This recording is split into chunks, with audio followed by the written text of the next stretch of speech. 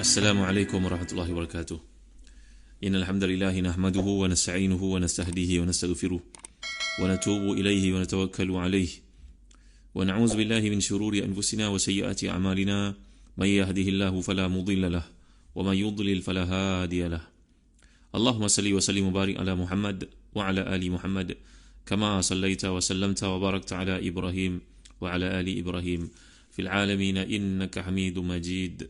Amma ba'd. Para pendengar yang dirahmati dan dikasihi sekalian, kita masih lagi bincangkan ayat 70 hingga 72 dari surah Yusuf. Tolong buka jilid yang keempat, muka surat 602. A'udzu billahi minasyaitonir rajim. Falamma jahazahum bijahazihim ja'ala siqayata fi rahli akhi. Thumma adhana mu'adhdhinun ayyatuhal 'iru innakum lasariqun. Qalu wa aqbalu 'alayhim madha tafqidun. Qalu nafqidu suwa'al maliki wa liman ja'a bihi himlu ba'irin wa ana bihi za'im. Maka tak kala telah disiapkan untuk mereka bahan makanan mereka, Yusuf memasukkan piala tempat minuman ke dalam karung saudaranya. Kemudian berteriaklah seorang yang menyeru, "Wahai kafilah, sungguh kamu adalah orang-orang yang mencuri." Mereka menjawab sambil menghadap pada penyeru-penyeru itu, barang apakah yang hilang daripada kamu?" Penyeru-penyeru itu menjawab, "Kami kehilangan piala sukatan raja, dan siapa yang dapat mengembalikannya akan memperolehi bahan makanan seberat beban unta, dan aku menjamin terhadapnya." Jadi kita telah pun lihat di sini ada satu bentuk hilah. Ini dipanggil sebagai hiyal asyariyah. Dalam tafsir Al-Kasyaf menerangkan kepada kita bahawa di sini merupakan perkara yang hukumnya adalah harus halal kerana ia merupakan perintah daripada Allah SWT. Macamlah kisah tentang yang kita baca dalam surah Al-Kahfi, bila Nabi Musa AS belajar daripada Abdul Salih, sama dia merupakan Khidir ataupun yang lain, seorang yang Allah berikan kepadanya wa'allamnahu min ladunna ilma itu. Lalu diceritakan wa amal gulamu fakana abawahu mu'minaini fakhashina ayurhiqahuma tughyana wa kufra. Aku membunuh budak lelaki itu sedangkan dia masih kecil dan mempunyai ayah ibu, kerana Allah SWT merintahkan aku buat demikian kerana ayah ibunya orang saleh. Budak ini kalau dia membesar nanti dia akan mendatangkan masalah kepada ayah ibunya, perkara-perkara yang membawa kepada keburukan dan kekufuran. Maka perintah itu dikenakan oleh Allah kepadaku. Jadi apa yang diberikan oleh Allah kepada seorang Nabi, putusan, ketetapan, itu tidak boleh dipertikaikan oleh sesiapa pun. Maka demikianlah dalam bentuk hiyal syariah yang telah pun dikenakan oleh Allah SWT atas perintah untuk Nabi Yusuf AS meletakkan piala ataupun bekas sukatan itu dalam karung milik Binyamin adik kepada Nabi Yusuf AS. Jadi ini yutawassalu biha ila masalihim wa manafi' diniyah. Sama juga dengan Allah menceritakan dalam surah Sa'ad ayat ke-44, wa khuz bi yadika dhi'fa yatakhallas min jaladiha wala yahnas. Ini dalam kisah berkaitan dengan Nabi Allah SWT, iaitu dalam berkaitan dengan peristiwa yang berlaku kepada Ayub AS bila baginda bernazar untuk memukul isterinya kerana isterinya itu berkata satu perkara tak kala baginda diuji dengan penyakit. Maka Allah telah merintahkan Nabi yang mulia ini supaya mengumpulkan jerami, satu ikatan yang mengandungi 100 jerami dalam satu ikatan itu, maka dipukul dengannya isteri itu untuk lepas daripada sumpah bertujuan untuk memukul isteri sebanyak 100 kali. Ini perintah daripada Allah SWT. Kalau tidak, wanita itu, isteri itu kena disebat sebanyak 100 kali atas nazarnya. Tapi sekarang Allah telah memberi jalan keluar untuk menjalankan nazar itu, iaitu dengan mengikat sekumpulan jerami sebanyak 100 tangkai lalu dipukul dengannya isteri itu, maka lepas dia daripada hukuman nazar untuk memukul isteri itu, kafarahnya. Maka begitu juga dalam kes melibatkan Nabi Ibrahim AS, seperti disebut dalam tafsir Al-Kasyaf, ini juga merupakan hiyal syariah. Sebahagian daripada hiyal syariah dibenarkan ketika Nabi Ibrahim AS ditanya oleh Maharaja Mesir yang zalim itu, siapa ini? Merujuk kepada Sarah. Sarah merupakan seorang wanita yang jelita, seperti yang telah saya uraikan kepada tuan-tuan. Maka Nabi Ibrahim ingin melepaskan dirinya daripada kejahatan itu, kejahatan si raja. Maka kata baginda, hiya ukhti, ini adalah litaslam min yadil kafir.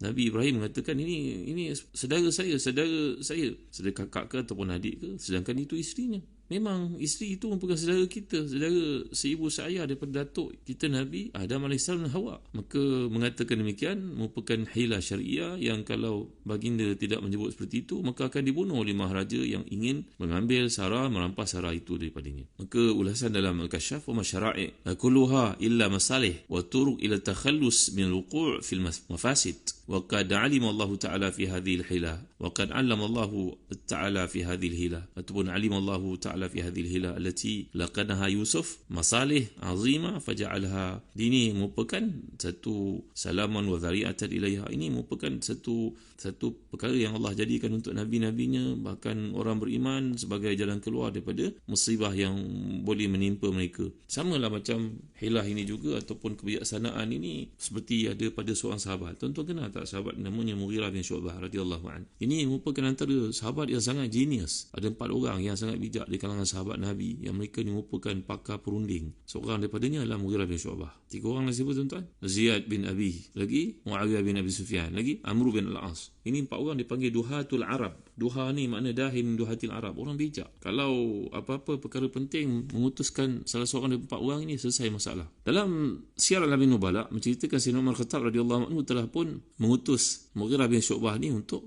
menjadi amil. Amil ni jadi apa? Jadi gubernur di Bahrain. Di Bahrain ni penduduknya, businessman yang ada di sana sebahagiannya merupakan orang yang berminda bisnes dan tak suka kepada Mughirah, kerana Mughirah ni memang seorang yang bijak dan mampu untuk mencatur dan plan perkara di sana, tapi tak disenangi oleh sebahagian penduduk Bahrain. Maka mereka telah pun membuat satu konspirasi. Tahu tuan-tuan apa konspirasi? Mereka telah pun yajma'una mi'ata alfin. Mereka telah pun mengumpulkan 100,000 dinar dan bawa wang itu pergi kepada Umar. Diutuskan seseorang di kalangan mereka lalu berkata kepada Sayyidina Umar. Sayyidina Umar ni mendengar rintih rakyatnya. Maka datang golongan di Bahrain ini, sekelompok orang daripada Bahrain ini untuk mengadu pada Sayyidina Umar Khattab radhiyallahu an, berkata innal Mughirah ikhtana hadha. Sayyidina Umar berkata kepada Sayyidina Umar, ni apa yang Sayyidina Umar lantik, Mughirah ni merupakan seorang pengkhianat. Dia telah pun mengambil komisen daripada semua perniagaan yang ada di Bahrain. Sebagai bukti ni, kami ada bukti orang ni adalah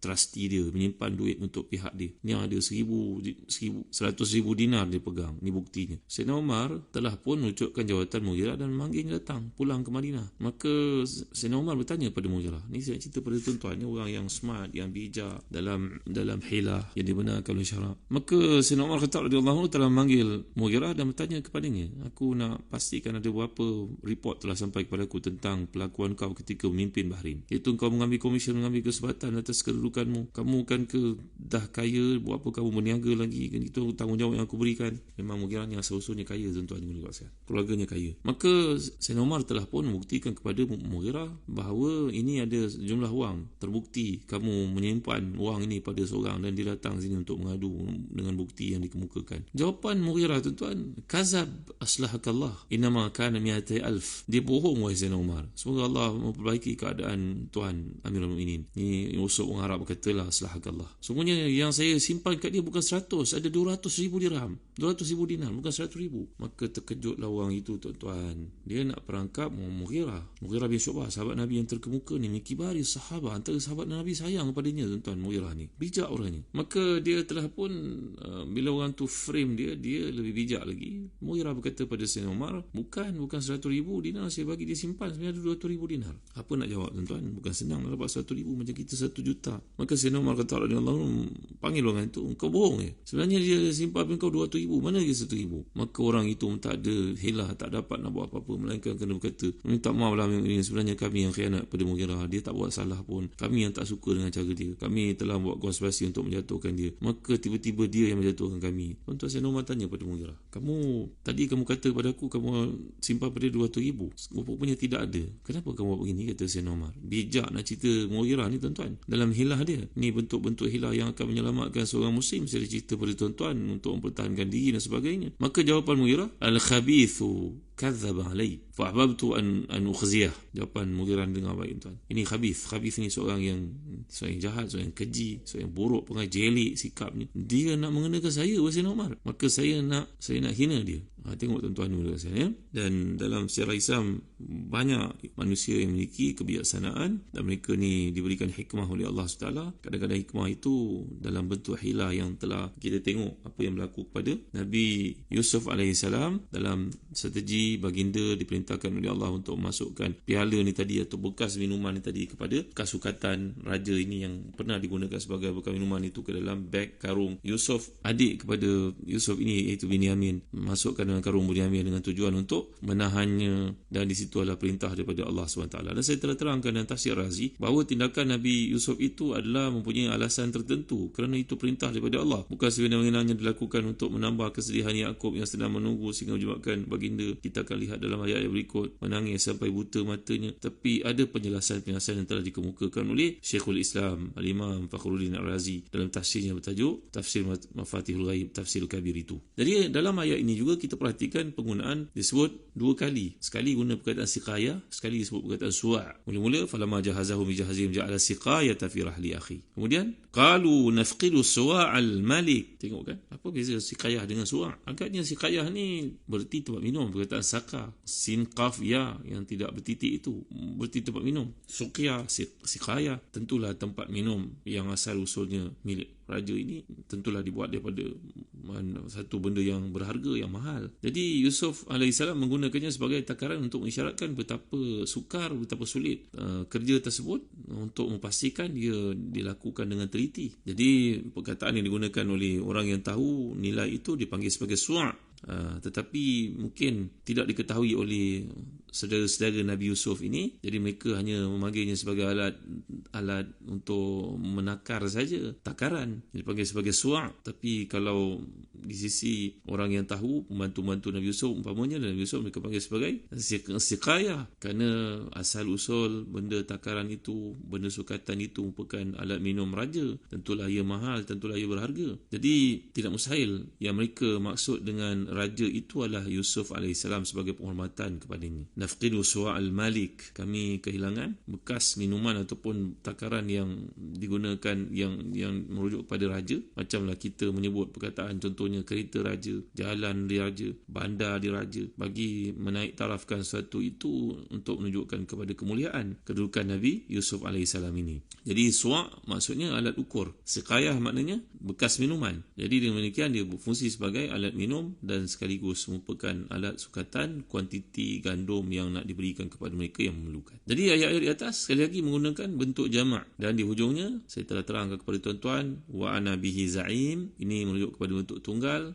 zikru takhsis ba'da ta'mim. Ini dari sudut pendekatan balaghatul Quran, dan maksud yang terkandung di situ adalah ramai-ramai pergi memberkas, pergi mengejar kafilah itu, tapi yang membuat arahan seorang sahaja, iaitu ketua mereka yang mengatakan wa ana bihi za'im. Jadi mengisyaratkan bahawa yang berbicara hanya seorang sahaja, pemimpin rombongan yang mengejar kafilah anak-anak Nabi Yaqub AS itu, dan bila dia bercakap yang lain menyetujuinya, mengiyakannya. Baik, muslim-muslimin rahmati dan dikasihi. Kemudian kita pergi pada ayat yang berikutnya, iaitu ayat yang ke-73.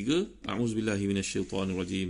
Qalu tallahi laqad alimtum ma ji'na linufsida fil ard wa ma kunna sariqin. Kemudian mereka pun menjawab, saudara-saudara Yusuf AS menjawab, demi Allah, sungguhnya kamu mengetahui bahawa kami datang tidak untuk buat kerosakan di negeri ini, dan kami bukanlah pencuri. Ini adalah jawapan selepas mereka diberkas dan ditahan, dan sekarang akan berlaku pemeriksaan, taftish kepada mereka terhadap tuduhan kehilangan benda itu mungkin ada dalam karung ataupun guni ataupun beg seseorang dari mereka. Maka sekarang sebelum perkara itu dilakukan, mereka berusaha untuk mempertahankan diri. InsyaAllah dalam kuliah akan datang kita akan jelaskan di sini bagaimana proses perkara itu berlaku untuk mengelakkan sebarang syak wasangka, apakah tindakan dilakukan terhadap mereka ini dalam taftish, dalam pemeriksaan tersebut, dan apa hikmah di sebaliknya. Penjelasan dikemukakan para ulama tafsir. Dan saya juga nak kaitkan dengan perkataan ihsan yang saya sebut sebelum ini tentang seorang raja yang ada di Turki yang begitu zalim, tapi dapat ditawan hatinya oleh muftinya yang sangat mulia itu. Kisah ini penting kerana perkataan ihsan berulang lagi dalam episod berikutnya yang akan saya terangkan kepada tuan-tuan. Wallahu a'lam wa sallallahu ala sayyidina Muhammad wa ala alihi wa sahbihi wa barakatuh wasallam. Walhamdulillahi rabbil alamin. Wa barakallahu fikum. Wassalamu alaikum warahmatullahi wabarakatuh.